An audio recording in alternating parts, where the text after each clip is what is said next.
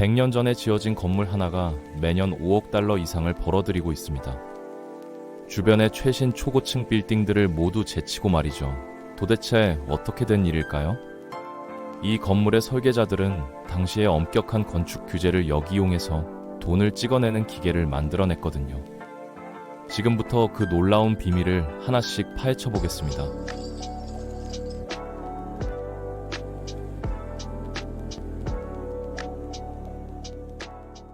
엠파이어 스테이트 빌딩은 지어질 당시 세계에서 가장 높은 건물이었고, 단순한 건물이 아니라 그 자체로 하나의 수직 도시였어요. 수천 명의 직장인들이 일하고 카페가 있고 자체 우편 시스템까지 갖추고 있었죠. 그런데 이 건물이 정말 특별한 이유는 바로 직관과 반대되는 설계 방식 덕분에 엄청난 수익을 만들어냈다는 겁니다. 거의 100년이 지난 지금도 이 건물은 여전히 연간 5억 달러 이상을 벌어들이면서 현대의 모든 초고층 빌딩들을 압도하고 있어요. 이 모든 건 설계자들의 놀라운 장기적 사고 덕분인데, 그들은 까다로운 건축 규제를 극복하는 방법을 찾아냈고, 이 거대한 공학 구조물을 기록적인 시간 안에 조립해냈습니다. 1920년대 전 세계 도시들은 급격하게 변화하고 있었어요. 경제가 폭발적으로 성장했고, 새로운 철골 프레임 공법 덕분에 더 높고 튼튼한 건물을 짓는 게 훨씬 쉬워졌거든요. 특히 뉴욕시에서 이런 변화가 가장 중요했습니다. 땅은 제한적인데 인구는 계속 늘어나니까 위로 올라가는 수밖에 없었죠. 이렇게 해서 시작된 게 바로 하늘로의 경주였어요. 1920년대 말이 되자 개발업자들은 맨해튼 곳곳에 여러 초고층 빌딩을 짓기 시작했고, 모두 세계에서 가장 높은 건물이 되는 걸 목표로 했습니다. 대부분은 자존심 때문이었지만 위로 올라가는 건축은 엄청난 재정적 기회이기도 했거든요. 땅을 사서 층층이 임대 가능한 사무실 공간으로 채우면 어마어마한 돈을 벌 수 있었어요. 건물 자체가 하나의 사업이 되는 겁니다. 뉴욕 사업가 존 라스콕과 알 스미스는 이걸 누구보다 잘 이해했죠. 그래서 1929년에 엠파이어 스테이트 빌딩을 발표했습니다. 이 건물은 단순히 세계에서 가장 높은 건물이 되는 게 목표가 아니었어요. 영리한 설계와 초효율적인 공학으로 역사상 가장 경제적으로 성공한 건물을 만들려고 했던 겁니다. 설계자들의 구상은 대단했죠. 독점 전망대, 거대한 라디오 안테나, 비행선 도킹 스테이션, 그리고 층층이 쌓인 프리미엄 사무실 공간까지요. 엠파이어 스테이트 빌딩을 돈 버는 기계로 만들려면 단순히 높게 짓고 임대 공간을 최대화하는 것만으론 부족했어요. 건물에 층을 추가할수록 비용은 점점 더 커지거든요.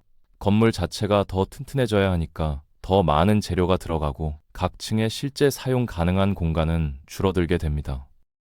공간이 줄어들면 수익도 줄어들죠. 그래서 일정 높이를 넘어가면 건물이 재정적으로 의미가 없어지는 겁니다.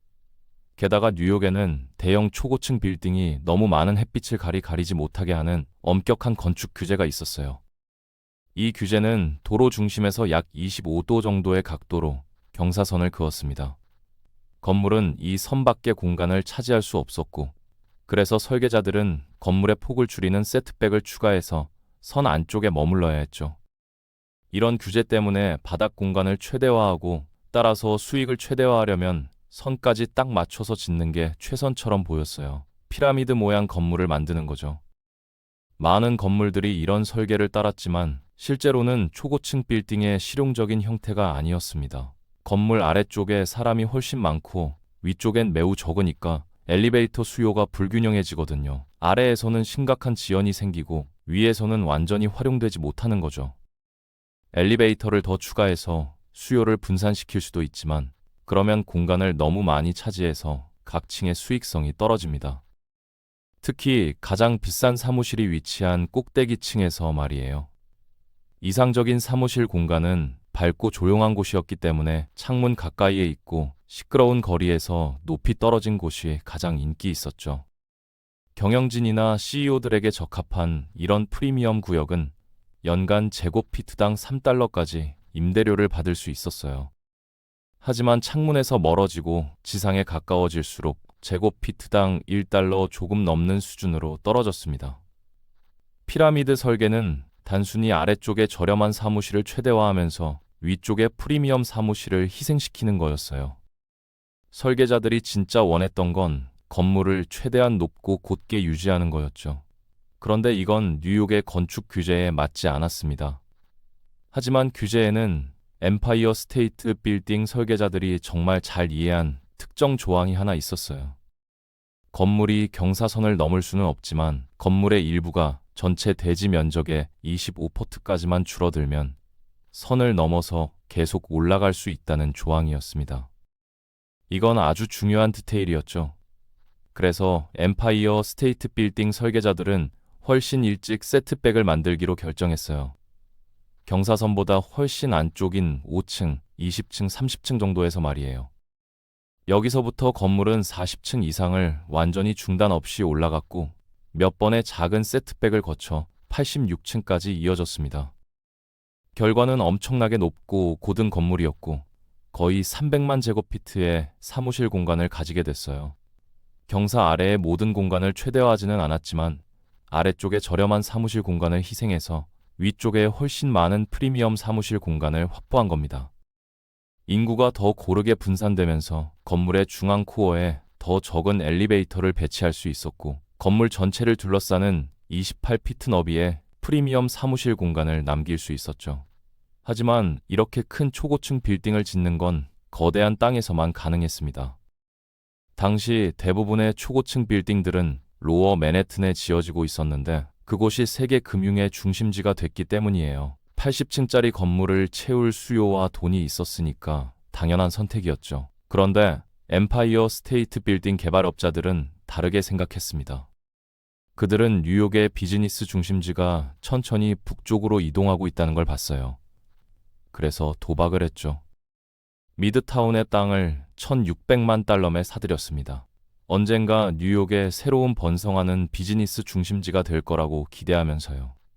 그 땅에는 아직 오래된 월도프 아스토리아 호텔이 있었어요.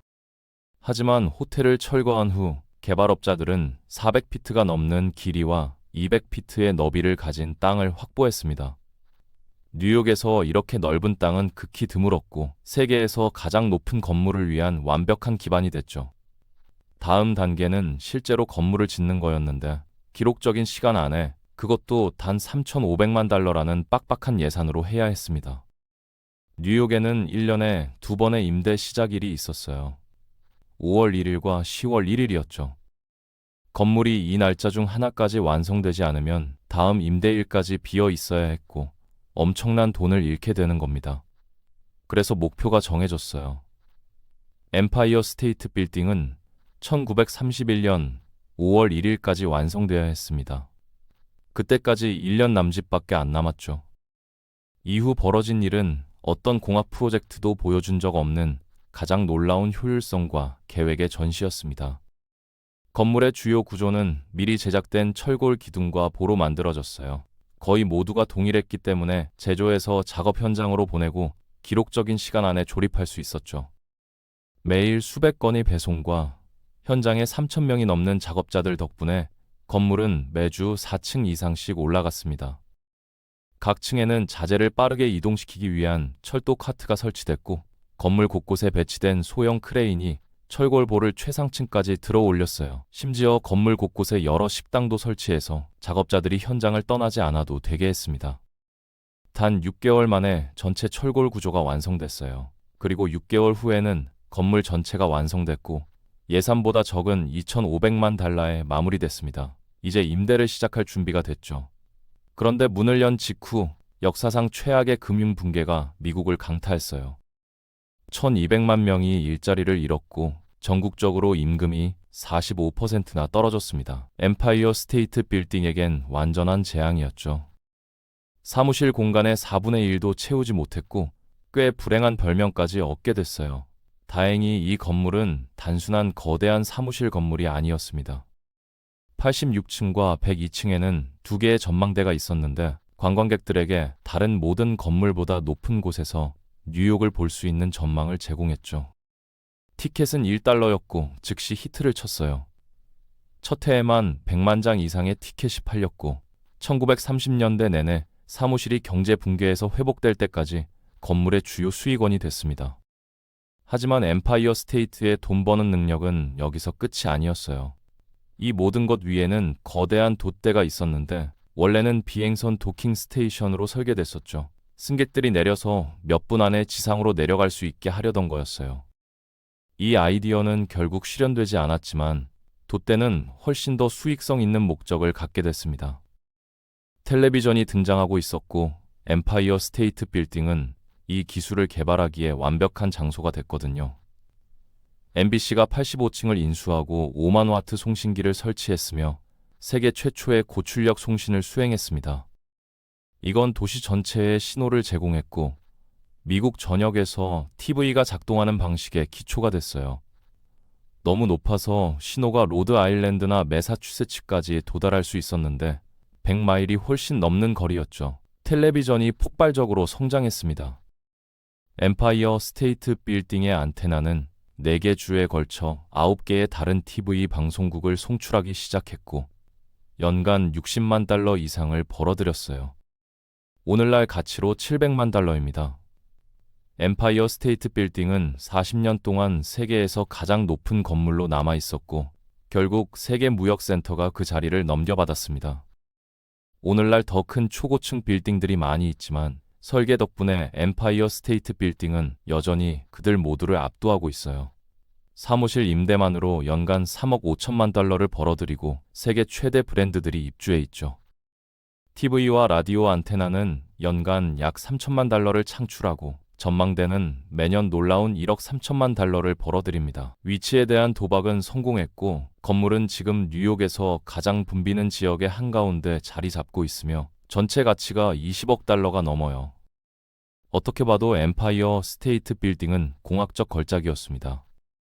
100년 전의 창의성과 장기적 사고가 오늘날까지도 돈을 벌어들이는 기계를 만들어낸 거죠. 제약이 오히려 혁신을 낳고 그 혁신이 한 세기를 넘어서는 가치를 만들어낸 완벽한 사례입니다. 끝까지 시청해 주셔서 감사합니다.